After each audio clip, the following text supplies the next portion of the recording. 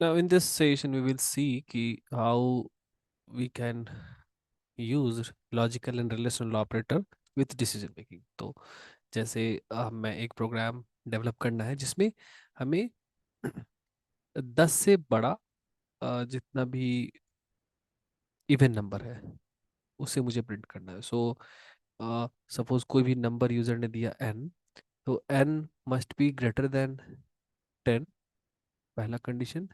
And second condition is जो भी हो n इज इवन. तो ऐसे n को प्रिंट करो ना मुझे जो इन दोनों कंडीशन को सेटिस्फाई कर रहा हो. और एक तीसरा कंडीशन भी मैं दे सकता हूँ, सो दैट कि n इज लेस देन 100 और लेस देन इक्वल टू 100. ये तीन कंडीशन है. बेसिस ऑन दिस हमें डिसीजन लेना है और ऐसे n की वैल्यू को प्रिंट करना है जो ये तीनों कंडीशन को सेटिस्फाई करते हैं. तो मैं केसेस ले सकता हूँ कि केस वन एक सैंपल क्या हो सकता है. n equal to 10. 10 ऑब्वियसली ये नहीं है, नॉट इन द रेंज. ठीक है. क्योंकि ये 10 से बड़ा नहीं है, 10 के बराबर है. Case two could be n equal to 12. तो 12 10 से बड़ा है, इवन है और 100 से छोटा भी है. This is a valid case. n equal to 3, sorry, n equal to we could say 25. 25 10 से बड़ा है, 100 से छोटा है, बट ये इवन नहीं है, सो दैट्स वाई ये भी नहीं होगा. Then C4, case 4 we can take value of n could be 50. तो 50 10 से भी बड़ा है, इवन नंबर भी है और 100 से भी छोटा है. This is also valid. तो आप ये सारे केसेस को जब प्रोग्राम करोगे तो चेक करोगे. Suppose I am taking 100, so 100 is greater than 10, 100 is even and 100 is less और इक्वल 100, यानी ये 10 100 से छोटा और बराबर. तो this is also valid. So these are the five cases that are important to check for the working of this program. So let us see how it works. So अगर मैं एक मेन ब्लॉक से start किया, हमें user से value लेनी है n में.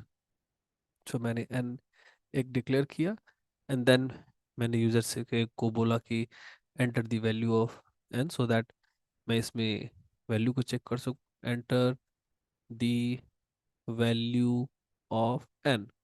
तो वो कोई भी एक वैल्यू मुझे एंटर करेगा तो उसे मुझे स्कैन एफ फंक्शन के थ्रू स्कैन करना होगा.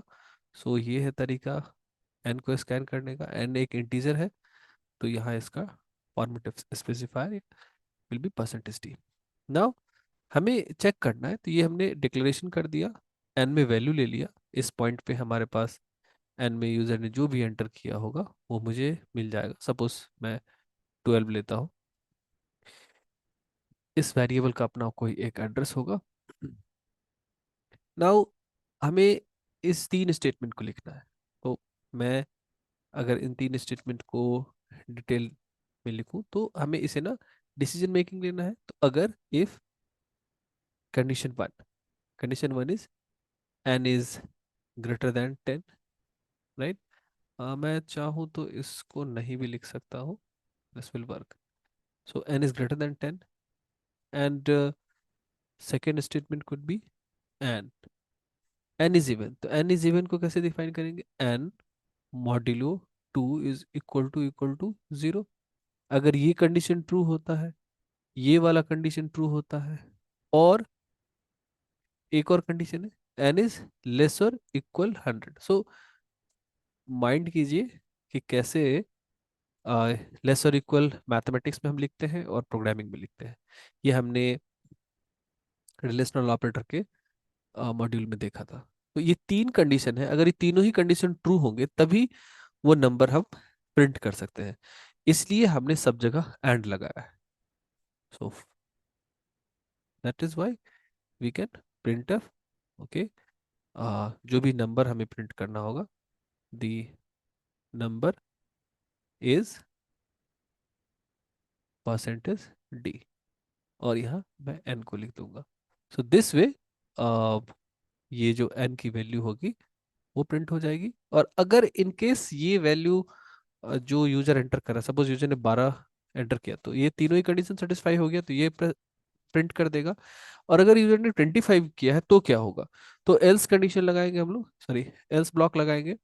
एल्स ब्लॉक के अंदर हम एक प्रिंट स्टेटमेंट लिखेंगे और उसमें एक मैसेज दे देंगे, not a valid number, not a valid number. So ये आप मुझे जो डिजायर्ड है ना, वो नंबर आप मुझे नहीं दे रहे हो, that is what we are asking. अब ये वाला जो स्टार्टिंग ब्लॉक है इसका एक एंड ब्लॉक यहाँ होगा, and this will be the program. जिस प्रोग्राम में हमने ये भी देखा कि डिसीजन मेकिंग में हम लॉजिकल और रिलेशनल ऑपरेटर्स का कैसे यूजेस करते हैं। This is, here we are using relational operator, ये हमारा अरिथमेटिक ऑपरेटर यूज हुआ, फिर यहाँ हमारा रिलेशनल ऑपरेटर यूज हुआ, दिस इज रिलेशनल ऑपरेटर, ये लॉजिकल ऑपरेटर है, ये लॉजिकल ऑपरेटर। तो इतने जगह हमने ऑपरेटर्स को यूज किया है। So this is it, will see more in upcoming videos. Thank you.